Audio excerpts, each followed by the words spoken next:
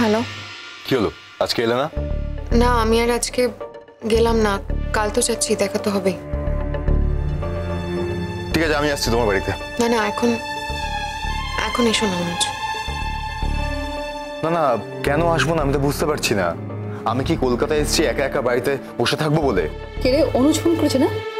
হ্যাঁ, ওই আমার আজকে যাওয়ার কথা ছিল তাই। তোকে আমি বারবার বললাম, ওই বাড়ির লোকেরা তোকে কতবার যেতে বলেছে, তুই খেলি না কেন? ইচ্ছে করিনি বলে যাইনি মা। অনুজ কি আসতে চাইছে নাকি? হ্যাঁ, আসবে বলছিল। অনুজকে বলে দাও আজ ওর এখানে আসার কোনো প্রয়োজন নেই। গুড্ডি ও বাড়িতে আছে, ও এখনো বাড়ি থেকে বেরিয়ে যায়নি। গুড্ডি একেবারে অনুজের জীবন থেকে বেরিয়ে যাক, তারপর না হয় ও আসা যাওয়া করুক। কি বলছেন আঙ্কেল? কি বলছে সেটা তো শুনতেই পেলে। না আঙ্কেল, গুড্ডিকে এত সিরিয়াসলি কেন নিচ্ছেন আমি তো সেটা বুঝতে পারছি না। এখন না এসব কথা থাক।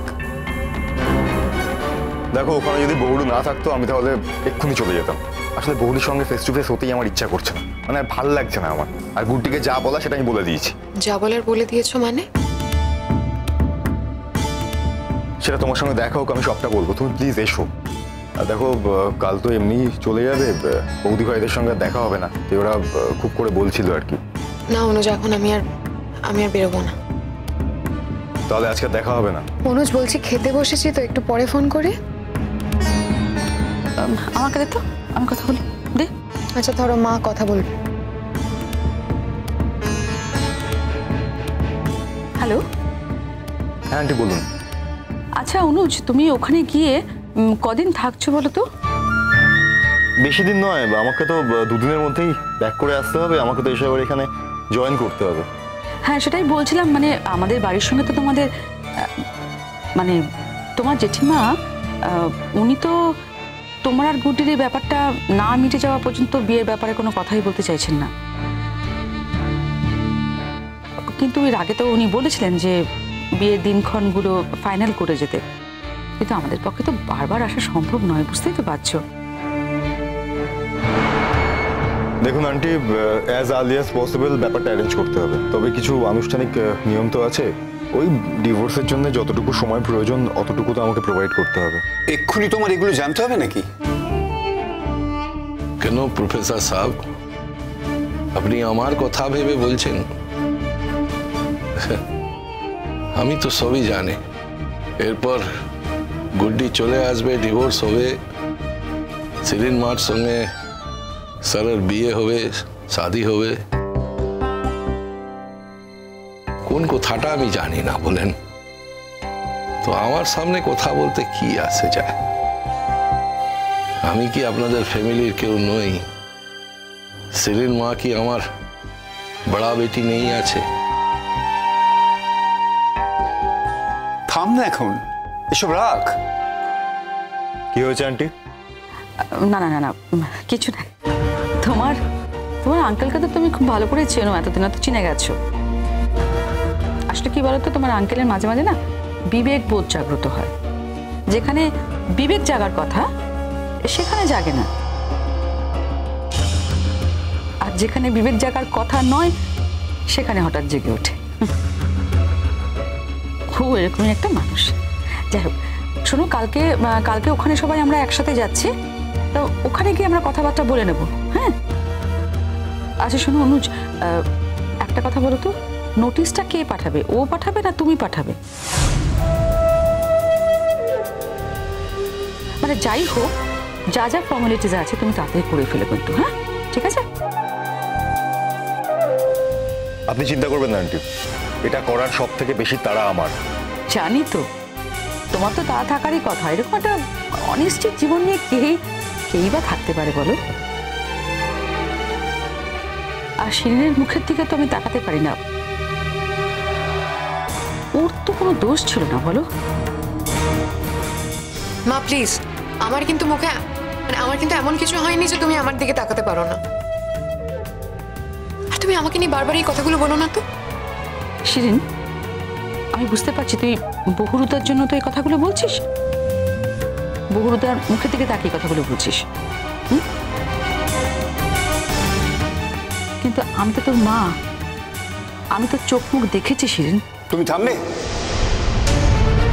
অনেকক্ষণ ধরে অনেক বেশি কথা বলে যাচ্ছ তুমি। এখন ফোনটা রাখো, ও পরে কথা বলবে। আচ্ছা, তুমি তো কাল ওখানে যাচ্ছ না? অনুজ নিশ্চয়ই তোমার বাড়িতে উঠবে। তখন সেখানে তুমি যত খুশি তোমার মনের কথা বলো, তোমার প্রাণের কথা বলো। এখন আমরা খেতে বসেছি, আমাদের খাওয়াটা শেষ করতে দাও। ঠিক আছে আন্টি, আমি এখন রাখি। আমার মনে হয় আঙ্কেল বোধহয় কোনো কারণে খুব বেশি রিয়াক্ট করছেন, খুব বোধহয় রেগে গিয়েছেন। আর বলো না, তোমার আঙ্কেল তো মাঝে মাঝে বুঝতেই পারে না যে কে ওর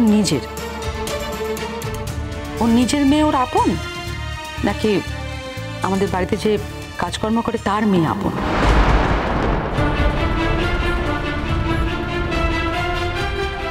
ঠিক আছে আন্টি, আমি রাখছি এখন।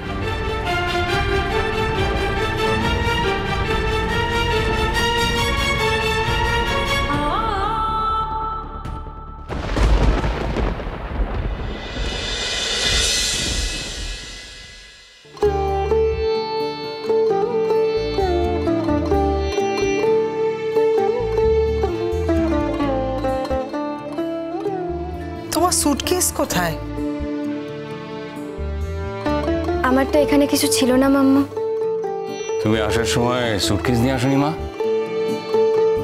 হ্যাঁ এনেছিলাম, কিন্তু তাতে আমার বাবুজির দেওয়া কোনো জিনিস ছিল না। শিরিন দিদি যেগুলো দিয়েছিল ওগুলোই ছিল। ও মা, তা সেগুলো তো তোমারই। শিরিন তো তোমাকেই ওগুলো দিয়েছে, তাই না? এখন যখন যাবে ওগুলো নিয়ে যাও। তুমি চলে গেলে তোমার সুটকেস নিয়ে আমরা কি করব বলো? মামা, ওগুলো তো শিরিন দিদির। শিরিন দিদি তো এ বাড়িতেই আসবে, তখন তুমি দিয়ে দিও। আমি আসছি মাম্মা। গুড্ডি, হ্যাঁ মাম্মা। বলছি যে আমাদের কথা মনে পড়লে আমাদের ফোন করবে তো?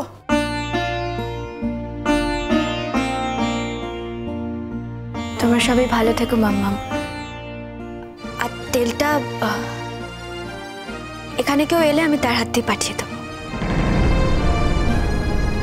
সত্যি ওই তেলটা লাগানোর পর না আমার পাটা একদম ভালো হয়ে গেছে। কত কিছুতে চেষ্টা করেছি কিন্তু কিছুতেই কিছু হয়নি। অত ভালো উপকার আমি কোথাও পাইনি। তোমার কথা আমি কখনো ভুলবো না। আমার ওই পায়ে ব্যথা সারানোর জন্য আমি তোমার কথা কখনো ভুলবো না।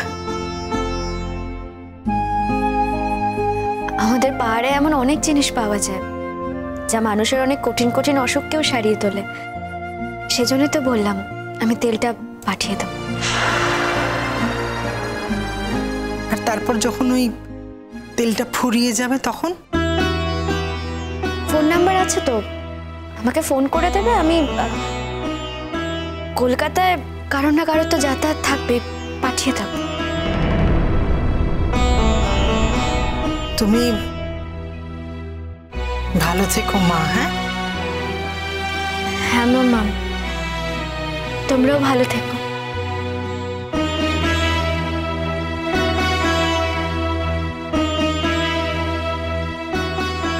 থাক মা, থাক।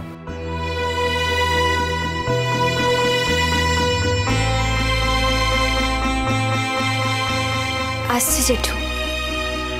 আমার হাতে সব ক্ষমতা নেই। দেখো, লোকে আমাকে বড় বলে একটা সম্মানের জায়গায় বসিয়েছে ঠিকই, কিন্তু আমার হাতে যদি সব ক্ষমতা থাকতো তাহলে আমি তোমাকে আজ এ বাড়ি ছেড়ে কোথাও যেতে দিতাম না।